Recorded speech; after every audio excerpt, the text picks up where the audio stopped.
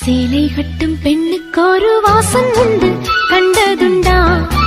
கண்டவர்கள் சொன்னதுண்டா?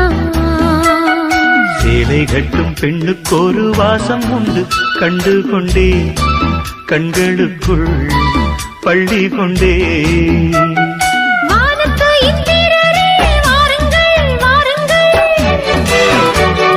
பெண்ணுக்குள் என்ன இன்பம் கூறுங்கள் கூறுங்கள்.